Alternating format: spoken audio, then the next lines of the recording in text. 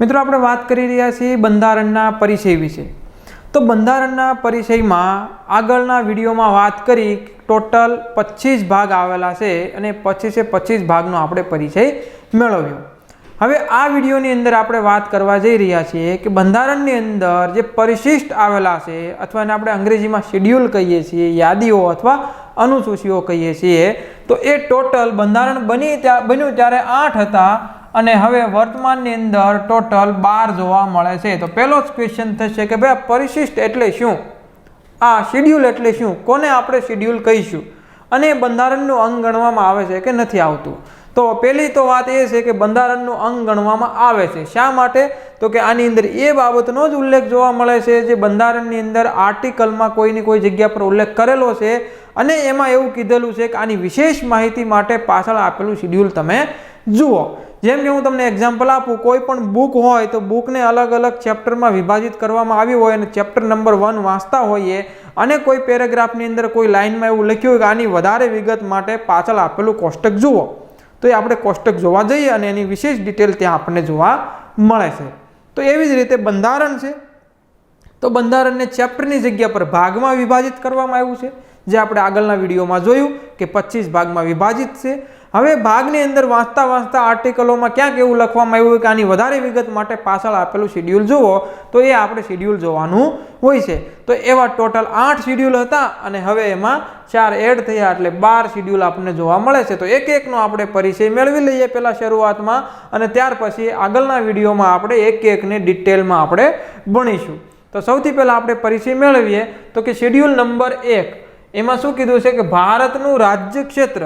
તો ભારતનું રાજ્ય ક્ષેત્ર કેટલું રહેશે તો એની વાત આપણને પહેલા શેડ્યુલમાં કરવામાં આવી છે।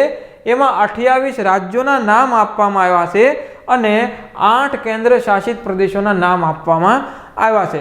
તો ટોટલ ભારતનું જે રાજ્ય ક્ષેત્ર છે એ 36 યુનિટથી મળીને બને છે। તો આ રાજનૈતિક યુનિટ જેને આપણે કહીએ છીએ। ક્યારેક સાદી ભાષામાં સીધો પ્રશ્ન આપણને પૂછી લે કે ભારતમાં ટોટલ રાજનૈતિક યુનિટ કેટલા આવેલા છે, તો ટોટલ રાજનૈતિક યુનિટ કેટલા આવેલા છે? 36, 28 રાજ્યો અને 8 કેન્દ્ર શાસિત પ્રદેશો। તો આ રાજનૈતિક યુનિટનો ઉલ્લેખ ક્યાં કરવામાં આવ્યો છે અથવા યુનિટના નામ ક્યાં આપવામાં આવ્યા છે? તો કે શેડ્યુલ નંબર 1 ની અંદર। શેડ્યુલ નંબર 2 શું કહે છે? વેતન ભથ્થાઓ કહે છે કે રાષ્ટ્રપતિ, ઉપરાષ્ટ્રપતિ તથા તમામ પ્રકારના પદાધિકારીઓ જે બંધારણીય હેડ ગણવામાં આવે છે, બંધારણીય સંસ્થાના હેડ હોય છે, તો એ પદાધિકારીઓ માટેના વેતન ભથ્થાની વાત શેડ્યુલ નંબર 2 માં કરવામાં આવી છે। તો કે જ્યાં સુધી સંસદ કોઈ પણ પ્રકારનું વેતન ભથ્થું નક્કી ના કરે ત્યાં સુધી એમનું વેતન ભથ્થું છે એ શેડ્યુલ 2 માં આપેલ છે એ મુજબ રહેશે, એવી વાત આપણને શેડ્યુલ 2 ની અંદર કરી છે। હવે ત્યાર પછી આપણે જોઈએ કે આ જ પદાધિકારીઓ છે એમાં રાષ્ટ્રપતિ, ઉપરાષ્ટ્રપતિ અને રાજ્યપાલ છે એ છોડીને બાકીના જેટલા પદાધિકારીઓ છે એમની શપથના નમૂનાઓ આપણને જોવા મળે છે। તો આ બંનેની વાત આપણે તુલના કરીશું, જ્યારે આપણે એક એક ડિટેલમાં ભણીશું ત્યારે બંને વિશેની તુલના કરીશું, શું શું ફરક છે, કોણ આમાં છે અને કોણ આમાં નથી, અથવા કોણ આમાં છે અને કોણ આમાં નથી। તો ડિટેલમાં આપણે ત્યાં ચર્ચા કરીએ। શેડ્યુલ નંબર 4 કે રાજ્યસભાની બેઠકોનું વિતરણ કરવામાં આવેલું છે। આપણે ત્યાં રાજ્યસભાની સીટો છે અમેરિકાની જેમ પર્ટિક્યુલર દરેક રાજ્યને ફિક્સ આપવામાં આવી નથી, જનસંખ્યાને આધારિત નિર્ધારિત છે।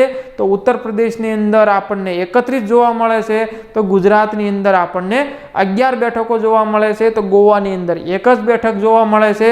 તો અલગ અલગ રાજ્યોમાં અલગ અલગ બેઠકોનું વિતરણ કરવામાં આવેલું છે। તો કયા રાજ્યને અને કયા કેન્દ્ર શાસિત પ્રદેશને કેટલી બેઠકો આપવામાં આવી છે એનો ઉલ્લેખ આપણને શેડ્યુલ નંબર 4 માં જોવા મળે છે। શેડ્યુલ નંબર 5 ની અંદર સ્પેશિયલી SC/ST લોકો માટેની એમના વહીવટ સંબંધિત જોગવાઈઓ આપવામાં આવી છે।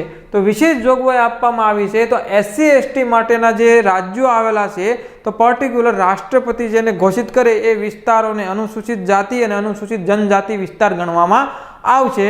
તો શેડ્યુલ નંબર 5 ની અંદર 4 રાજ્યોને ગણવામાં આવતા નથી। કોણ?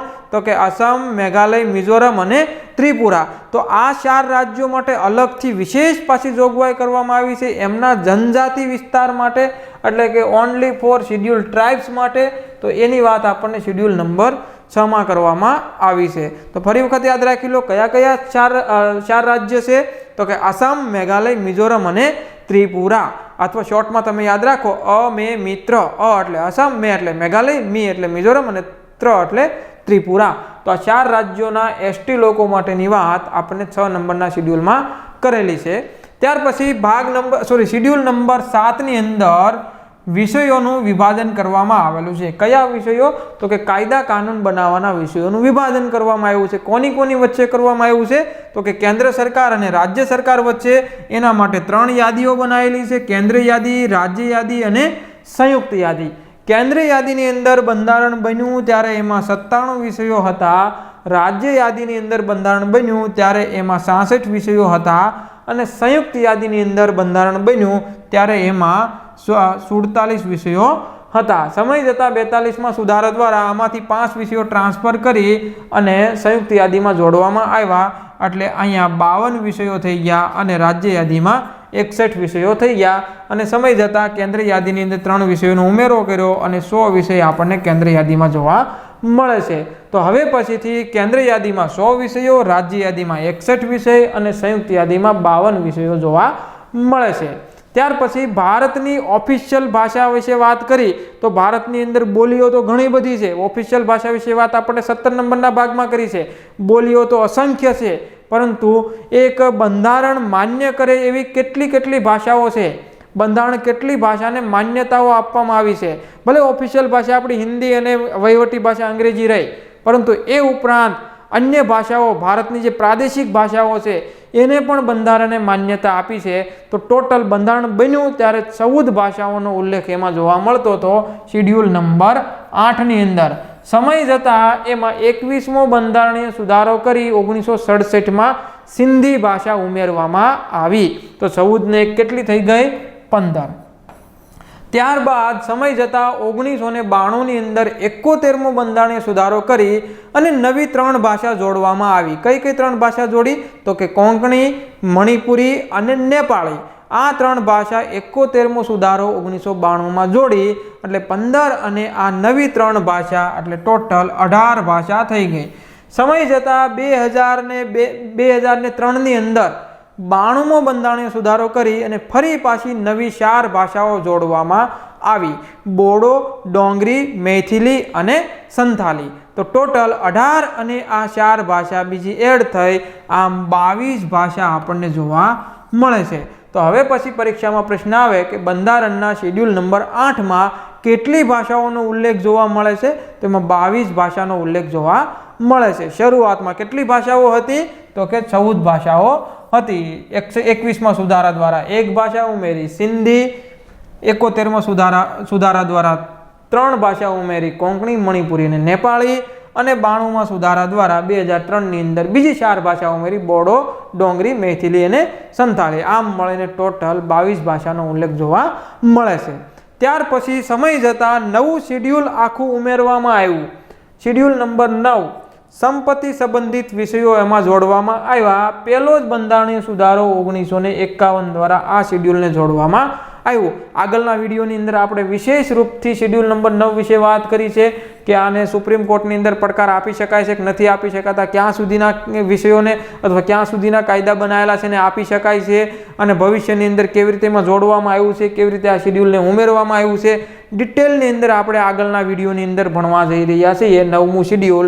અને એવી જ રીતે શેડ્યુલ નંબર 10ની અંદર જે પક્ષાંતર ધારો આપવામાં આવ્યો છે 52મો બંધારણીય સુધારો 1985 દ્વારા કે આની અંદર પણ સમય જતાં કેટલાક ફેરફારો કરવામાં આવ્યા છે કે પક્ષ બદલે પક્ષાંતર એટલે કે જે આયારામ ગયારામની સિસ્ટમ હતી કે એક પાર્ટીમાંથી છૂટાઈને આવ્યો પછી બીજી પાર્ટીમાં જોઈન થશે તો એને નવેસરથી નવી પાર્ટીની ટિકિટ પરથી છૂટાઈને આવવું પડશે, અધરવાઇઝ એમનું સભ્યપદ છે નાબૂદ થશે। તો આ પક્ષાંતર ધારો શું છે, કેવી રીતે અસ્તિત્વમાં આવ્યો, કોને લાગુ પડે છે, એનો અપવાદ શું છે વગેરે બાબત આપણે આનો ડિટેલની અંદર આગળના વિડીયોની અંદર વાત કરવામાં આવી છે। ત્યાર પછી આપણે જોઈએ કે પંચાયતો માટેના 29 વિષયો અને નગરપાલિકા માટેના 18 વિષયો।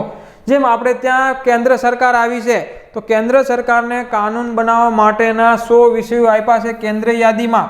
રાજ્ય સરકાર આવી છે તો રાજ્ય સરકારને કાયદા કાનૂન બનાવવા માટેના વિષયો આપ્યા છે રાજ્ય યાદીમાં। તો એવી જ રીતે હવે સ્થાનીય સરકારો આવી, તો સ્થાનીય સરકાર બે આવી, એક ગ્રામીણ સ્થાનીય સરકાર જેને આપણે પંચાયતો કહીએ છીએ અને શહેરી સ્થાનીય સરકાર જેને આપણે નગરપાલિકાઓ કહીએ છીએ. તો આ ગ્રામીણ સ્થાનીય સરકાર પંચાયતો છે તો એને પણ કાયદા કાનૂન બનાવવા માટેના વિષયો આપવા પડશે. તો કેટલા વિષયો આપ્યા છે? તો કે 29 વિષયો આપવામાં આવ્યા છે. અને નગરપાલિકા માટેના કેટલા વિષયો આપવામાં આવ્યા છે? તો 18 વિષયો આપવામાં આવેલા છે. પંચાયતોનું જે શેડ્યુલ છે એ 73મો બંધારણીય સુધારો 1992 થી બનાવવામાં આવ્યું અને એને લાગુ કરવામાં આવ્યું છે 24 એપ્રિલ 1993 થી. જ્યારે 12મું શેડ્યુલ છે એ 74મો બંધારણીય સુધારો 1992 થી બનાવવામાં આવ્યું, જેને લાગુ કરવામાં આવ્યું 1 જૂન 1993 થી. તો આમ મળી અને વર્તમાન પરિસ્થિતિમાં ટોટલ 12 શેડ્યુલ આપણને જોવા મળે છે. તો અહીંયા આપણે વાત કરી 1 થી લઈને 12 શેડ્યુલનો ઉપરનો પરિચય. હવે પછીના વિડીયોની અંદર આપણે એક એક શેડ્યુલને ડિટેલની અંદર આપણે આગળ જોવાનું છે. તો મળીએ નેક્સ્ટ વિડીયોમાં અને દરેક શેડ્યુલને આપણે વિશેષ રૂપથી જોઈએ.